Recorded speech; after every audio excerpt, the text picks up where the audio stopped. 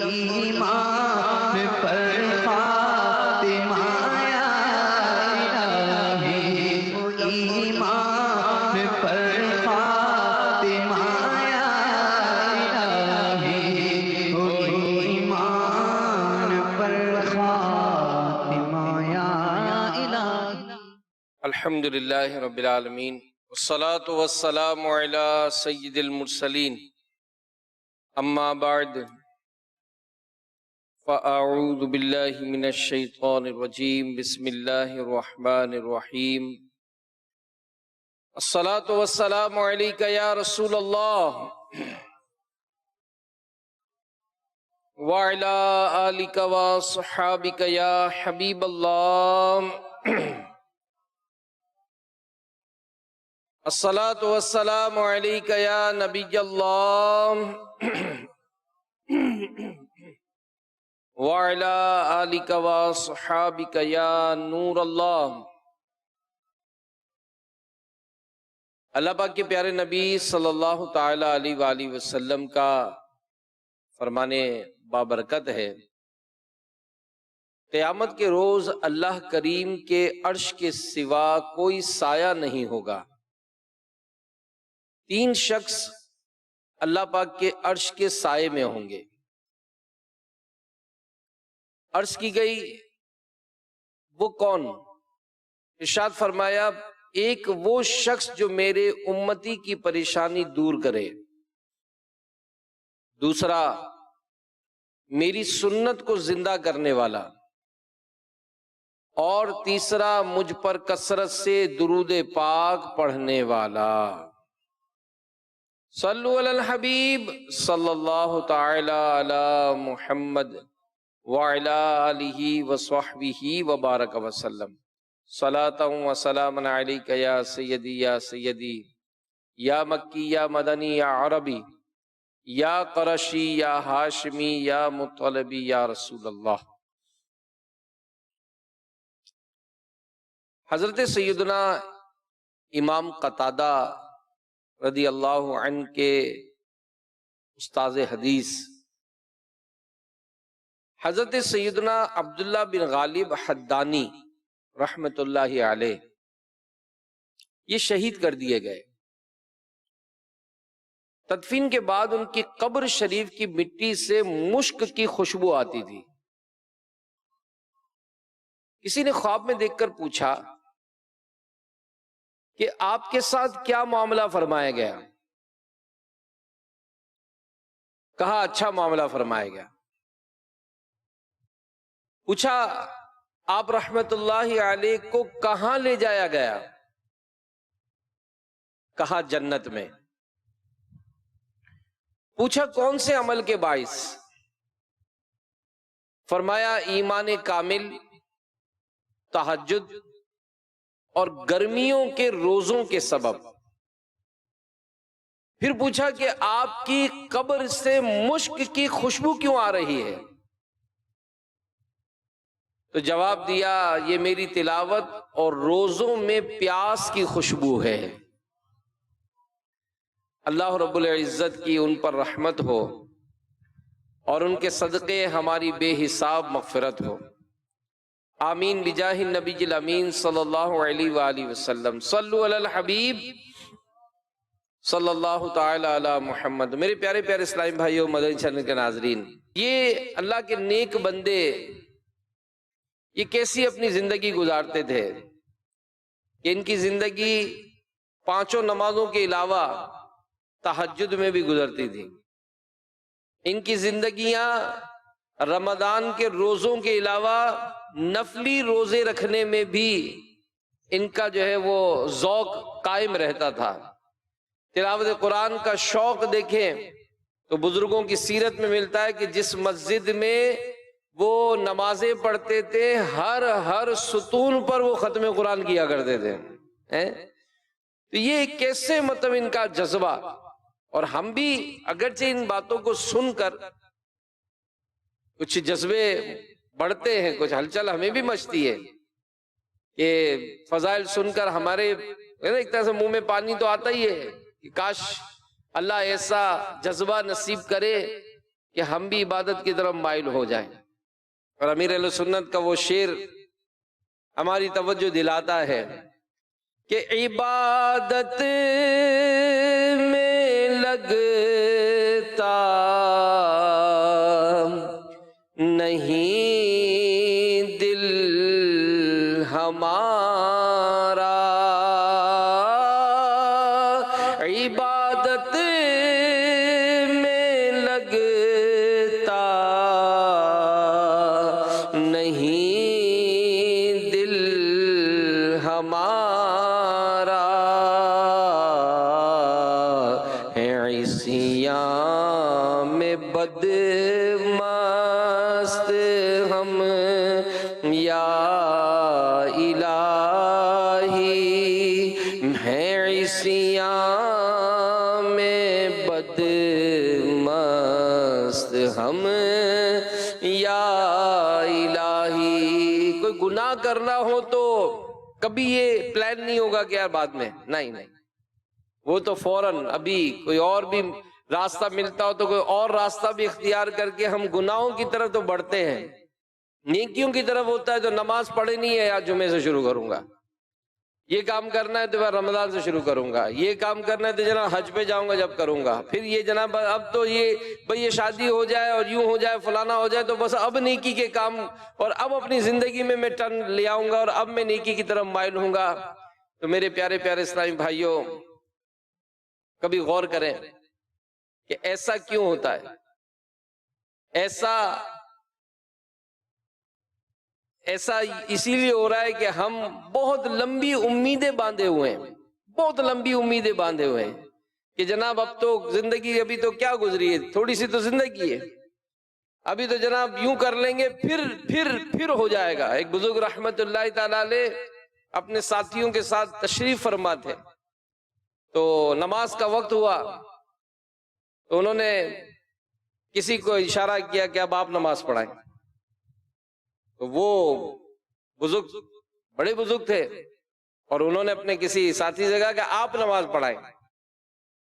تو انہوں نے کہا حضرت آپ پڑھائیں. تو کہا حضرت دیکھیں آج پڑھا دوں گا، آئندہ کبھی میں نہیں پڑھاؤں گا. تو کہا اچھا آپ کو یہ امید بھی ہے کہ آئندہ بھی آپ کو نماز پڑھنے کا موقع ملے گا، یعنی آپ کو گویا امید ہے کہ آئندہ بھی آپ کو نماز پڑھنے کا موقع ملے گا. یعنی بزرگوں کی سیرت میں ہے کہ 40 سال ایسے نماز پڑھتے کہ جیسے زندگی کی آخری نماز پڑھ رہے ہیں، 40 سال. میرے پیارے پیارے اسلامی بھائیوں، ہم غور کریں اور سوچیں کہ کئی ایسے ہیں جو پچھلے سال ساتھ تھے، اس سال نہیں ہے. آئے دن کسی نہ کسی کے، بلکہ شاید ہر نماز اور ہر دن میں مسجدوں سے اعلانات سن رہے ہیں، SMS کے ذریعے پتا چل رہا ہے کہ یہ بھی دنیا سے چلے گئے، یہ بھی دنیا سے چلے گئے.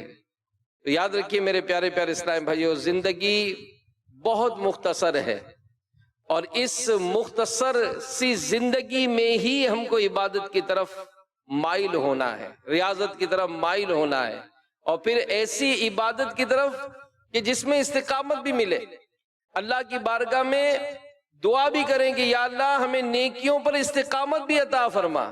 وقتی طور پر آ گئے نماز پڑھ لی اور پھر نماز نہیں، مرتے دم تک نمازوں سے محبت رہے، مرتے دم تک تلاوت سے محبت رہے، مرتے دم تک روزوں سے محبت رہے.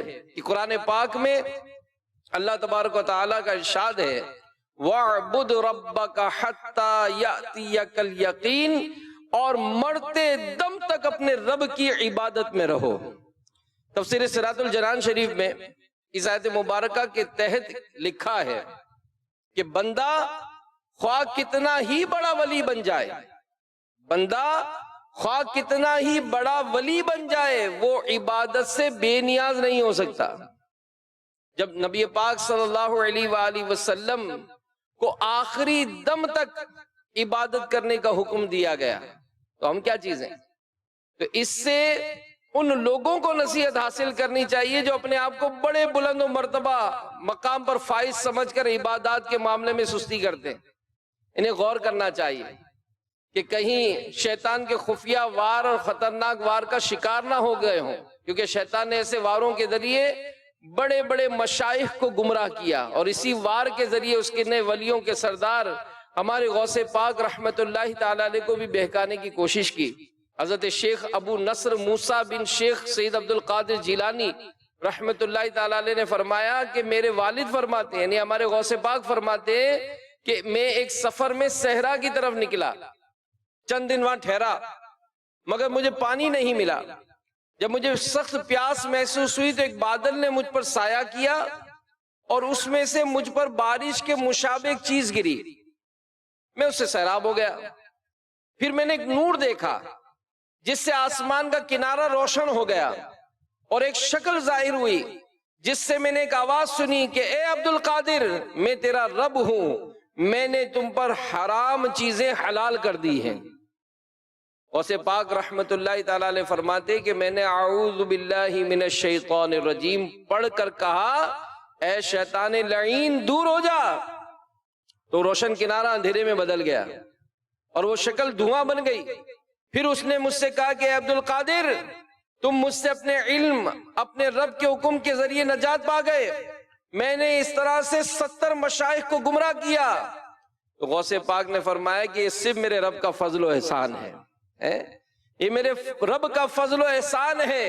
تو شیخ ابو نصر موسیٰ رحمت اللہ تعالیٰ علیہ فرماتے کہ آپ سے پوچھا گیا کہ آپ نے کس طرح جانا کہ وہ شیطان ہے؟ آپ نے ارشاد فرمایا کہ اس کی اس بات سے کہ بے شک میں نے تیرے لیے حرام چیزوں کو حلال کر دیا۔ میرے پیارے پیارے اسلامی بھائیوں، دیکھا آپ نے کہ شیطان کس طرح اللہ کریم کے نیک بندوں کو گمراہ کرنے کی کوشش کرتا، تو ہمارا کیا بنے گا؟ ایک تو عبادت نہیں کرتے، اور اگر کوئی نیک عمل کر بھی لے تو پھولے نہیں سماتے۔ تو اللہ ہمیں بھی عبادت کی توفیق عطا فرمائے، ریاضت کی توفیق عطا فرمائے، اور ہمارا دل بھی عبادت کی طرف مائل ہو جائے۔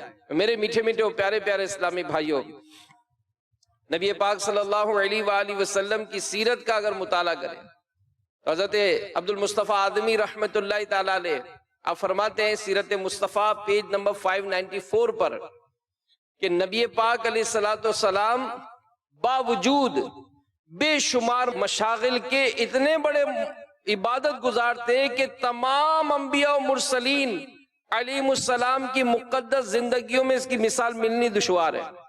بلکہ سچ تو یہ ہے کہ تمام انبیاء سابقین کے بارے میں صحیح طور پر یہ معلوم بھی نہیں ہو سکتا کہ ان کا طریقہ عبادت کیا تھا، ان کے کون کون سے اوقات عبادتوں کے لیے مخصوص تھے۔ تو تمام انبیاء کرام کی امتوں میں یہ فخر و شرف صرف حضور علیہ السلام کے صحابہ ہی کو حاصل ہے کہ انہوں نے اپنے کریم آقا کی عبادت کے تمام طریقوں، اوقات و کیفیات کو ایک ایک جزیوں کو محفوظ کر لیا۔ گھروں کے اندر رات کی تنہائی ہوتی تو ہمارے آقا عبادت میں مصروف نظر آتے ہیں، ازواج مطہرات نے دیکھ کر یاد رکھا، ساری امت کو بتایا۔ گھر کے باہر کی عبادتوں کو حضرات صحابہ نے دیکھا۔ تو میرے پیارے پیارے اسلامی بھائیوں، راتوں کے نوافل کے بارے میں مختلف روایات ہیں۔ بعض روایتوں میں کہ نبی پاک علیہ السلام نماز عشاء میں کچھ دیر سوتے، پھر کچھ دیر اٹھ کر نماز پڑھتے، پھر سو جاتے، پھر اٹھ کر نماز پڑھتے، غد صبح تک یہی حالت رہتی۔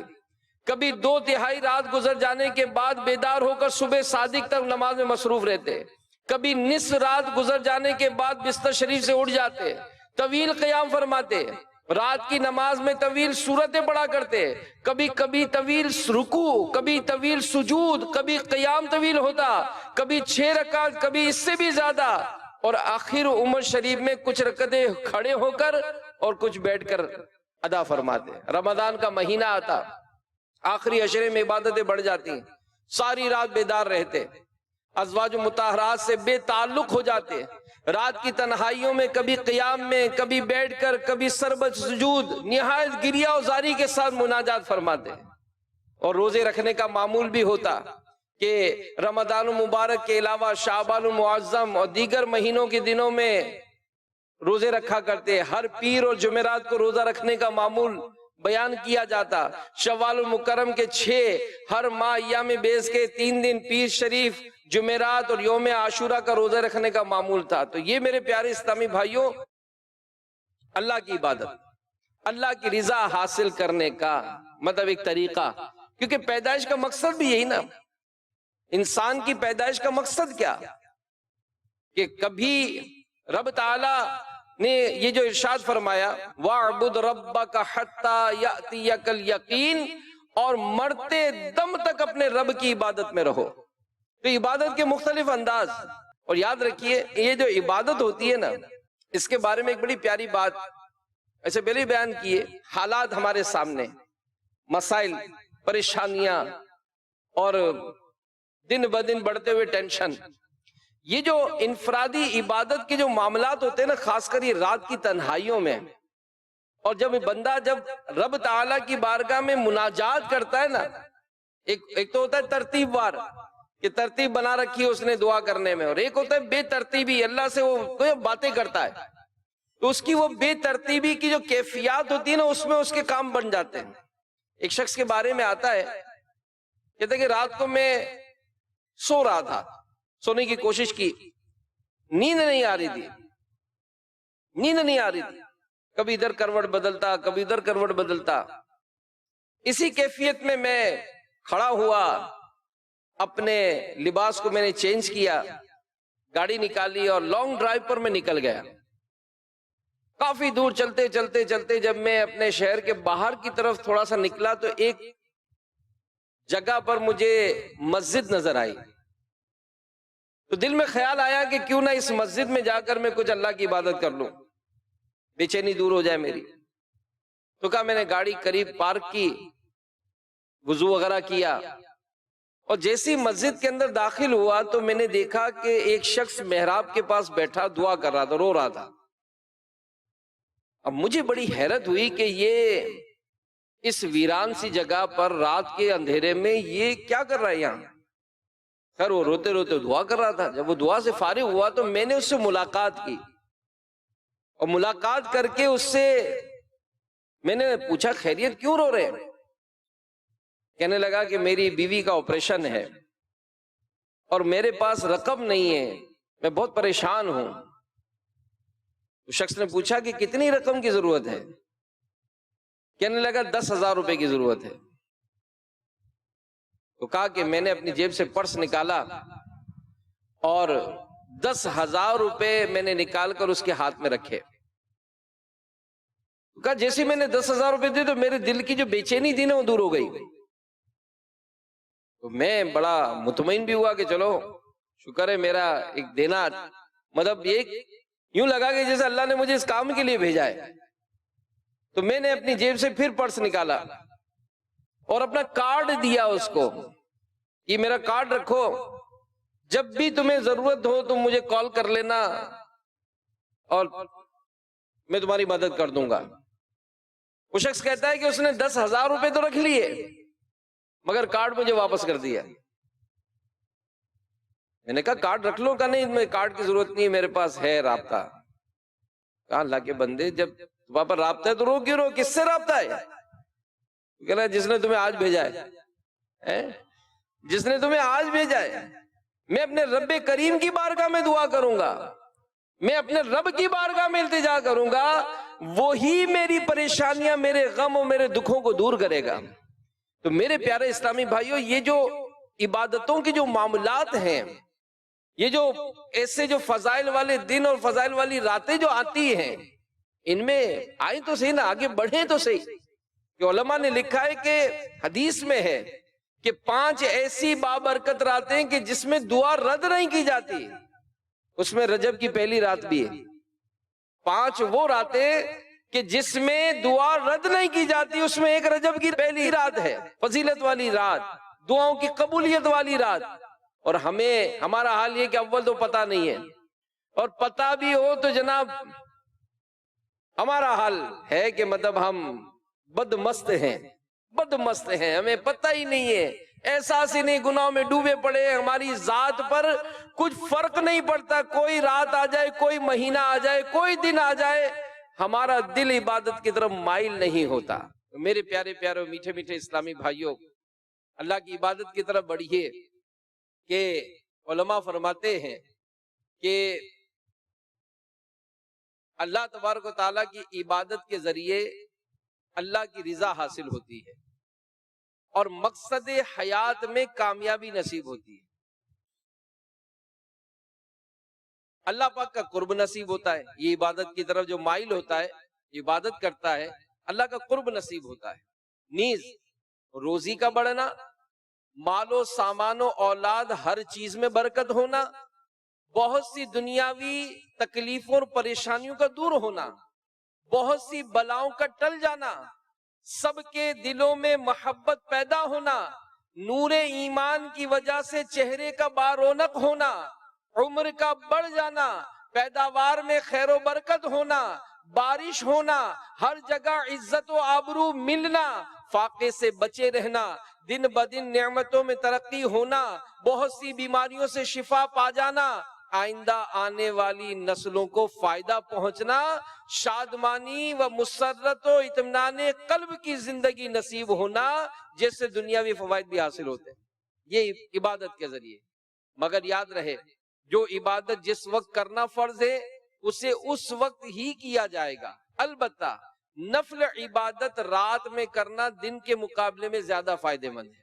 بہرحال میرے پیارے پیارے اور میٹھے میٹھے اسلامی بھائیوں، ہمیں عبادت کی طرف مائل ہونا ہے. اللہ کرے کہ ہمارا دل عبادت میں مائل ہو جائے اور ہم عبادت کی طرف جو ہے وہ اپنا رجحان پائیں. اور واقعی اگر صحابیات کی سیرتوں کا مطالعہ کرتے ہیں تو یاد رکھیے کہ عبادت کی طرف ان کو بھی مائل دیکھا جاتا ہے. اور صحابہ کرام کا کیسا جذبہ ہوتا تھا.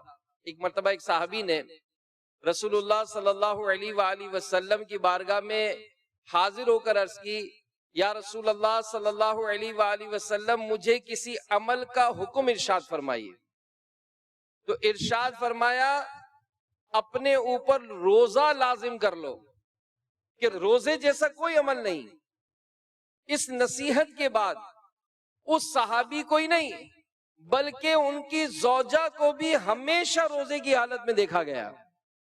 حتیٰ کہ اگر کبھی دن کے وقت میں ان کے گھر میں دھواں اٹھتا دکھائی دیتا تو سب جان جاتے کہ ان کے گھر میں کوئی مہمان آیا ہے. یعنی مہمان آتا تبھی ان کے گھر میں دن میں چولہا جلتا، ورنہ روزے سے ہی ہوتے. یعنی عبادتوں کا معاملہ، رات کی عبادت کے معاملے میں کتابوں میں لکھا ہے کہ بعض ایسے بزرگان دین کہ جنہوں نے اپنے گھر میں معمول بنا لیا کہ رات کے حصے میں گھر کا کوئی نہ کوئی فرد نماز میں مصروف ہوتا. جیسے 7 بجے سے لے کر صبح 7 بجے تک اب آپس میں تقسیم کر لیا، بھائی 7 سے 10 تک آپ نمازیں پڑھتے رہے، 10 سے 1 بجے تک آپ پڑھتے رہے، 1 سے 4 بجے تک آپ پڑھتے رہے، 4 سے میں پڑھتا رہوں گا. یوں تقسیم کر کے اپنے گھر کو عبادت میں مشغول رکھتے، تلاوت میں مشغول رکھتے.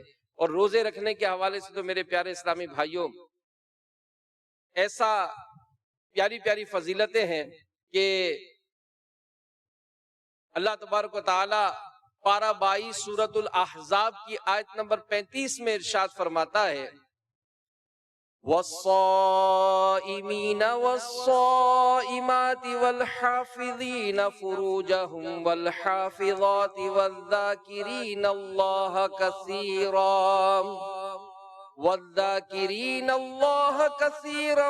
والذاکرات اعد اللہ لہم مغفرتا واجرا عظیما. اور روزے والے اور روزے والیاں، اور اپنی پارسائی نگاہ رکھنے والے اور نگاہ رکھنے والیاں، اور اللہ کو بہت یاد کرنے والے اور اللہ کو یاد کرنے والیاں، ان سب کے لیے اللہ نے بخشش اور بڑا ثواب تیار کر رکھا ہے. والصائمین والصائمات، اور روزے والے روزے والیاں کی تفسیر میں حضرت علامہ ابو البرکات عبداللہ بن احمد نصفی رحمت اللہ علیہ لکھتے ہیں، اس میں فرض اور نفل دونوں قسم کے روزے داخل ہیں. منقول ہے جس نے ہر مہینے ایام بیض یعنی چاند کی 13، 14، 15 تاریخ کے 3 روزے رکھے، وہ روزے رکھنے والوں میں شمار کیا جاتا ہے. رجب کے جو 3 روزے ہیں نا میرے پیارے اسلام بھائیوں، اس کی تو بڑی پیاری فضیلت ہے. ہمارے پیارے نبی صلی اللہ علیہ وآلہ وسلم نے فرمایا کہ رجب کے پہلے دن کا روزہ 3 سال کا کفارہ ہے، اور دوسرے دن کا روزہ 2 سال کا، اور تیسرے دن کا 1 سال کا کفارہ ہے. پھر ہر دن کا روزہ 1 ماہ کا کفارہ ہے. تو یہاں گناہ کا کفارہ سے مراد یہ کہ یہ روزے گناہ صغیرہ کی معافی کا ذریعہ بن جاتے ہیں۔ اور تابعی بزرگ حضرت سیدنا ابو قلابہ رحمت اللہ تعالیٰ علیہ فرماتے ہیں رجب کے روزہ داروں کے لیے جنت میں ایک محل تیار کیا گیا ہے، محل دیا جائے گا۔ پھر ایک روایت میں یہ بھی ہے، انس بن مالک رضی اللہ عنہ روایت کرتے ہیں رسول اللہ صلی اللہ علیہ وآلہ وسلم نے ارشاد فرمایا جنت میں ایک نہر ہے جسے رجب کہا جاتا ہے، وہ دودھ سے زیادہ سفید، شہد سے زیادہ میٹھی ہے، تو جو کوئی رجب کا ایک روزہ رکھے اللہ اسے اس نہر سے پلائے گا۔ آئے رجب کے انشاءاللہ ہم نفلی روزے بھی رکھیں گے انشاءاللہ۔ حضرت شیخ عبدالحق محدث دہلوی رحمت اللہ تعالی علیہ نقل کرتے ہیں سلطان مدینہ صلی اللہ علیہ وآلہ وسلم نے ارشاد فرمایا ماہ رجب حرمت والے مہینوں میں سے ہے اور چھٹے آسمان کے دروازے پر اس مہینے کے دن لکھے ہوئے ہیں، اگر کوئی شخص رجب میں ایک روزہ رکھے اور اسے پرہیزگاری سے پورا کرے تو وہ روزہ اور وہ دن اس بندے کے لیے اللہ سے مغفرت طلب کریں گے اور عرض کریں گے کہ یا اللہ اس بندے کو بخش دے۔ اور اگر وہ شخص بغیر پرہیزگاری کے روزہ گزارتا ہے تو پھر وہ روزہ اور دن اس کے لیے بخشش کی درخواست نہیں کرتے اور اس سے کہتے ہیں کہ بندے تیرے نفس نے تجھے دھوکہ دیا۔ تو ہم عبادت کی طرف مائل ہوں گے، ایسا نہیں ہے کہ جناب روزہ رکھا تو اب چونکہ ہمارا روزہ ہے لہذا اب ہم سب پر غصہ بھی کریں گے، ایسا ہوتا ہے؟ نہیں بابا آج اس کا روزہ، آج اسے بات نہیں کرنا ہے، ایسا نہیں ہے، ایسا نہیں ہے۔ بلکہ بعض اس میں تو ایسی نادانیاں کرتے ہیں کہ اس سے گھر میں بھی بڑا ہنگامہ ہوتا ہے۔ اگر آپ مثال رات کو جاگتے ہیں تو اب رات کو اگر جاگتے ہیں تو اس کا یہ مطلب تھوڑی کہ آپ پورے گھر میں پھر آپ ہنگامہ کریں، ڈانٹ ڈپٹ کریں۔ پھر اگر ہم نے اگر روزہ رکھ لیا تو جناب وہ گھر والوں کی ایک الگ ڈیمانڈ کہ سحری میں چونکہ اب سارا دن کچھ نہیں کھانا تو لہذا سحری میں ہم کو جناب طرح طرح کی ڈشیں چاہیے، اور افطاری میں اس لیے طرح طرح کی ڈشیں چاہیے کہ سارا دن کچھ نہیں کھایا، تو یہ گھر والوں پہ ایک الگ مشقت۔ تو ایسا کمپرومائز کیا جائے۔ آپ پڑھیں امیر اہل سنت کی کتاب فیضان رمضان، بزرگ کے بارے میں لکھا ہے 40 سال روزے رکھے، 40 سال روزے رکھے اور گھر والوں کو بھی پتہ نہیں چلا۔ کیسے؟ گھر سے نکلتے تھے کھانا لے کر اور راستے میں وہ کھانا کسی کو صدقہ کر دیتے تھے، کسی کو غریب کو دے دیتے تھے، سارا دن روزہ گزار کے گھر میں آ کے شام کو کھانا کھا لیتے، گھر والوں کو پتہ ہی نہیں چلتا کہ روزہ رکھا ہے۔ اور ہمارا اگر روزہ ہو تو بھائی ان سے بات نہیں کرنا، آج یہ بہت غصے میں، اور پھر غصے میں بہت کچھ ایسا بھی ہوتا ہے جو نہیں ہونا چاہیے۔ تو یہ رجب کا مہینہ میرے پیارے پیارے اسلامی بھائیوں بڑی برکتوں والا ہے، اور روزے رکھنے کے حوالے سے تو بڑی پیاری پیاری فضیلتیں اللہ پاک کے پیارے نبی صلی اللہ علیہ وآلہ وسلم نے ارشاد فرمائی ہیں کہ جس نے ایک نفل روزہ رکھا اس کے لیے جنت میں ایک درخت لگا دیا جائے گا جس کا پھل انار سے چھوٹا اور سیب سے بڑا ہوگا، وہ شہد جیسا میٹھا اور خوش ذائقہ ہوگا۔ اللہ عز و جل بروز قیامت روزہ دار کو اس درخت کا پھل کھلائے گا۔ اللہ ہم سب کو بھی نصیب فرمائے۔ جس نے ثواب کی امید رکھتے ہوئے ایک نفل روزہ رکھا اللہ عز و جل اسے دوزخ سے 40 سال کی مسافت دور فرما دے گا۔ اور الحمدللہ دعوت اسلامی کے مدنی ماحول میں اللہ کی رحمت ہے، ہم کو عبادت کا، تلاوت کا، ریاضت کا، روزوں کا یہ ایک ذہن ملتا ہے اللہ کی رحمت سے۔ اور دعوت اسلامی کے تحت انشاءاللہ ہم نے تو اپنے ذمہ داران کے مشورے میں یہ نیت کی ہے کہ ہم دعوت اسلامی کے جتنے بھی ذمہ داران ہیں ان سب کو یہ ذہن دیں کہ اپنی مسجد میں رجب شریف کے مہینے میں کم از کم ایک دن سحری اجتماع کریں۔ اسلام میں کو ترغیب دلائیں کہ چلو آج سب مل کے رمضان کی یاد مناتے ہیں اور سحری اجتماع کرتے ہیں تاکہ یہ مناجات کا، تلاوت کا، استغفار کا یہ وقت ہے، اس میں مل کر آئیں، دعا کرتے ہیں، آئیں اللہ کی بارگاہ میں گڑ گڑاتے ہیں، توبہ استغفار کرتے ہیں، رب کی رحمت جوش میں آئے گی، ہمارے سارے مسئلے حل ہو جائیں گے، ہمارے مسئلے حل ہو جائیں گے۔ کیونکہ یہ جو توبہ استغفار کیا جاتا ہے نا میرے پیارے اسلام بھائیوں، اس کی برکتیں بہت ہیں۔ حضرت امام حسن بصری رحمت اللہ تعالی علیہ آپ کی خدمت میں ایک شخص حاضر ہوا اور اس نے عرض کی کہ حضور بارش نہیں ہو رہی. اس نے عرض کی حضور بارش نہیں ہو رہی. تو آپ نے ارشاد فرمایا کہ اللہ کی بارگاہ میں استغفار کرو، توبہ کرو، استغفار پڑھا کرو. پھر دوسرا شخص آیا، اس نے کہا حضور تنگ دستی بہت ہے. آپ نے کہا استغفار کیا کرو، اللہ کی بارگاہ میں توبہ کرو. تیسرا شخص آیا، اس نے کہا حضور اولاد نہیں ہو رہی. آپ نے کہا کہ استغفار کیا کرو. چوتھا شخص آیا، اس نے اپنی زمین کی پیداوار کم ہونے کی شکایت کی. آپ نے اسے بھی کہا کہ استغفار کیا کرو. حضرت ربیع بن سبی رحمت اللہ تعالی علیہ وہاں موجود تھے. انہوں نے عرض کی کہ حضرت یہ 4 قسم کے لوگ آئے آپ کے پاس اور آپ نے چاروں کے مسئلے سن کر چاروں کو علاج ایک ہی بتایا، استغفار کیا کرو، توبہ کیا کرو. تو اس کا کیا سبب ہے؟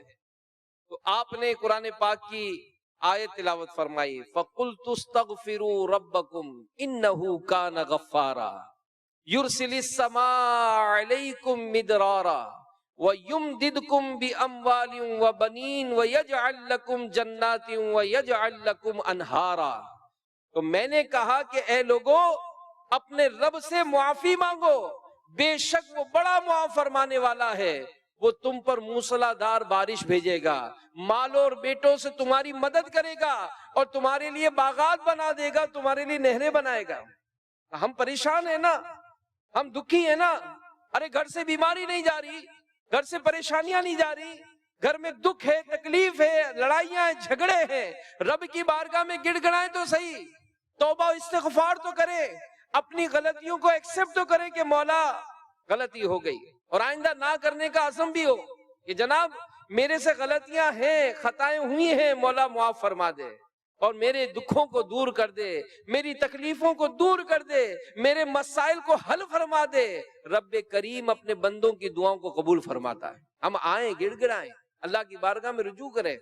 اور یہ استغفار تو اتنا پیارا عمل ہے کہ حضرت سیدنا امام حسن مجتبی رضی اللہ تعالیٰ عنہ یہ ایک مرتبہ امیر معاویہ رضی اللہ تعالیٰ عنہ کے پاس تشریف لے گئے.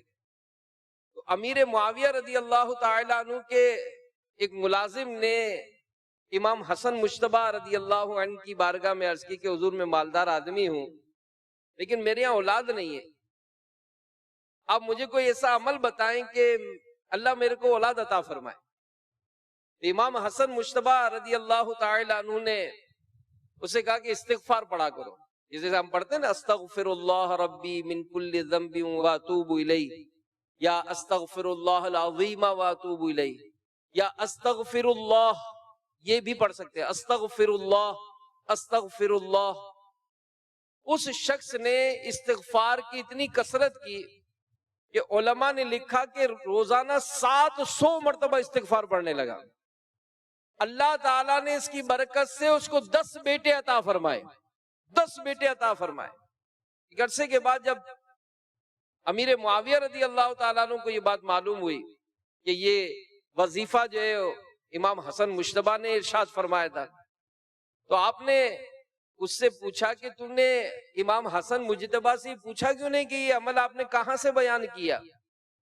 تو جب امام حسن مجتبی سے ملاقات ہوئی تو اس نے دریافت کیا، تو امام حسن مجتبی رضی اللہ عنہ نے ارشاد فرمایا کہ تو نے حضرت ہود علیہ السلام کا قول نہیں سنا جو انہوں نے اپنی قوم سے فرمایا کہ اے میری قوم تم اپنے رب سے معافی مانگو، پھر اس کی بارگاہ میں توبہ کرو تو وہ تم پر موسلا دار بارش بھیجے گا، تمہاری قوت کے ساتھ مزید قوت کرے گا.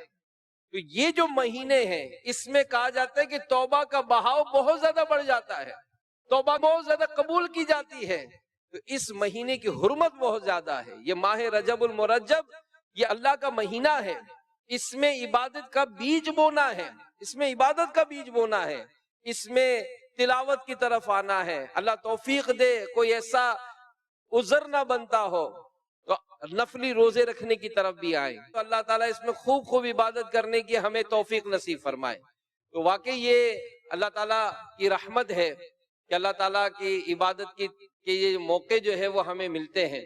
لیکن بعض اوقات عبادت کی طرف کا سنتے تو ہیں، کیا طریقہ اپنائیں کہ ہم عبادت کی طرف مائل ہو جائیں؟ تو علماء نے اس بارے میں لکھا کہ سب سے پہلے تو دعا کریں، ذوق عبادت نفلی روزے رکھنے کے حوالے سے اللہ کی بارگاہ میں دعا کریں کہ یا اللہ مجھے عبادت کا ذوق عطا فرما۔ دوسری بات، دنیا کی محبت دل سے نکال دیجئے کہ شوق عبادت سے دوری کا ایک سبب مال کی بیجا محبت، ہر وقت مال اور دولت کمانے کی دھن، کہ بس جیسے ہوتا ہے نا کہ جناب میں 10 گھنٹے کام کر رہا ہوں تو مجھے 20,000 روپے مل رہے ہیں، 2 گھنٹے اوور ٹائم کرتا ہوں تو 25,000 روپے ملتے ہیں، 4 گھنٹے اوور ٹائم کرتا ہوں تو 28,000 روپے ملتے ہیں، تو سو نہیں بھائی، تو 24 گھنٹے کام کرتا رہے۔ تو دولت بڑھنے سے کیا مسائل حل ہوتے؟ نہیں، برکت چاہیے، ہمیں ایسی دولت چاہیے جس میں اللہ تعالیٰ ہمیں کفایت نصیب فرمائے، عافیت نصیب فرمائے۔ باقی آپ یہ کہیں کہ جب تک میں کروڑ پتی نہیں بنوں گا میرا گھر کا معاملہ سیٹ نہیں ہوگا، یہ دلوں سے نکال دیں۔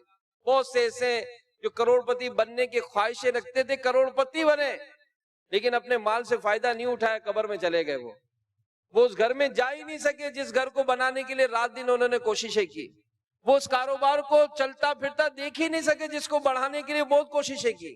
امیر علیہ سنت نے فرمایا، ایک شخص کے بارے میں مبلغ دعوت اسلامی نے بتایا کہ انہوں نے بہت مال و دولت کمایا، بہت مال و دولت کمایا، یہاں تک کہ جناب انہوں نے بڑی فیکٹری قائم کر لی، لیکن اچانک ایک مرض میں مبتلا ہو گئے، اور اس مرض میں ایسے مبتلا ہوئے کہ اس مرض کے علاج کے لیے وہ فیکٹری بیچنا پڑی۔